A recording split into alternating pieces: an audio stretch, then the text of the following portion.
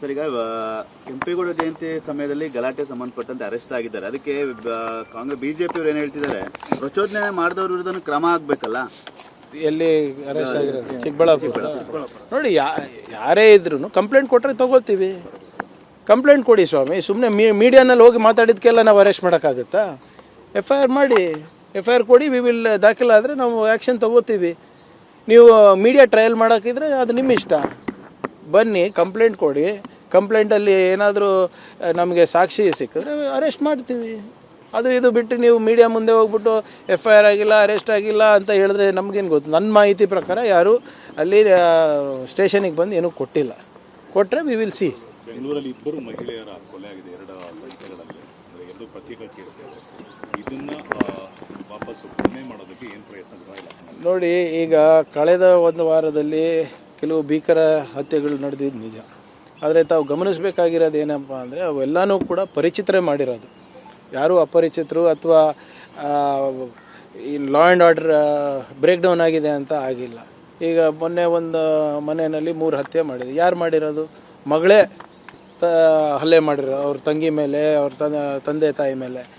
ಮತ್ತು ಮೊನ್ನೆ ತುಮಕೂರಿನಲ್ಲಿ ನಡೆದಂಥ ಘಟನೆ ಎಲ್ಲರೂ ಪರಿಚಿತರೇ ಇದ್ದರು 3-4 ವರ್ಷದಿಂದ. ಈಗ ನೀವು ಹೇಳ್ತಾ ಇರೋ ಘಟನೆಗಳು ಕೂಡ ಎಲ್ಲರೂ ಪರಿಚಿತರೇ ಇದ್ದರು. ಸೊ ಹಿಂಗೆ ಲಾ ಆ್ಯಂಡ್ ಆರ್ಡ್ರಿಂದ ಇವತ್ತು ಅವು ಸಮಸ್ಯೆ ಆಗ್ತಾ ಇಲ್ಲ. ಅದು ವೈಯಕ್ತಿಕ ಕಾರಣಗಳಿರ್ಬೋದು, ಕೌಟುಂಬಿಕ ಕಾರಣಗಳಿಂದ ಇರ್ಬೋದು. ಅದು ನಮಗೆ ಕಂಡುಹಿಡಿಯೋದು ಸ್ವಲ್ಪ ಕಷ್ಟ ಆಗುತ್ತೆ. But what ever it is, ಜಾಗೃತಿ ಮೂಡಿಸೋದು ನಮ್ಮ ಕೆಲಸ ಇದೆ. We are doing hour best. ಬರಗಾಲ ಹತ್ರ ಬರ್ತಿದೆ. VBG ರಾಮ್ಜಿ ಜಾರಿ ಕಾಯ್ದೆನ ಯಾವ ಥರ ಬಳಸಲಾಗುತ್ತೆ? ನೋಡಿ, ಈಗ ನಾನಂತೂ ಇದ್ರ ಬಗ್ಗೆ ಕಳೆದ 1 ವರ್ಷದಿಂದ ಹೇಳ್ತಾ ಇದ್ದೀನಿ, ಇವ್ರು ಮಾಡ್ತಾ ಇರೋದು ತಪ್ಪು ಅಂತ. ಇವತ್ತು ಹೇಳಲಾರ್ದೆ ಕೇಳಲಾರ್ದೆ 40% ಆರ್ಥಿಕ ಹೊರೆಯನ್ನು ರಾಜ್ಯ ಸರ್ಕಾರದ ಮೇಲೆ ಹಾಕ್ತಾ ಇದ್ದಾರೆ. ನಮ್ಗೆ ಕೇಳೇ ಇಲ್ಲ. That itself is unconstitutional, ಒಂದೇದು. ಆಮೇಲೆ ನಾವು ಹೇಳೋದು ಬಿಡಿ, ಇವತ್ತು ಮಧ್ಯಪ್ರದೇಶ ಸರ್ಕಾರ ಇರ್ಬೋದು, ಬಿಹಾರ್ ಇರ್ಬೋದು, ಆಂಧ್ರ ಪ್ರದೇಶ ಇರ್ಬೋದು, ಎಲ್ಲರೂ ಕೂಡ ಎಲ್ಲಿ BJP ಮತ್ತು BJP ಅವ್ರ ಸ್ನೇಹಿತರಿದ್ದಾರೆ, ಅವರೇ ಕೇಂದ್ರ ಸರ್ಕಾರಕ್ಕೆ ಪತ್ರ ಬರೆದಿರೋದು, ಇದು ತಾವು ಮಾಡ್ತಾ ಇರೋದು ಸರಿ ಇಲ್ಲ. ಏಕಾಏಕಿ 40% ಹೊರೆಯನ್ನು ನೀವು ಹಾಕ್ತಾ ಇದ್ದೀರಾ.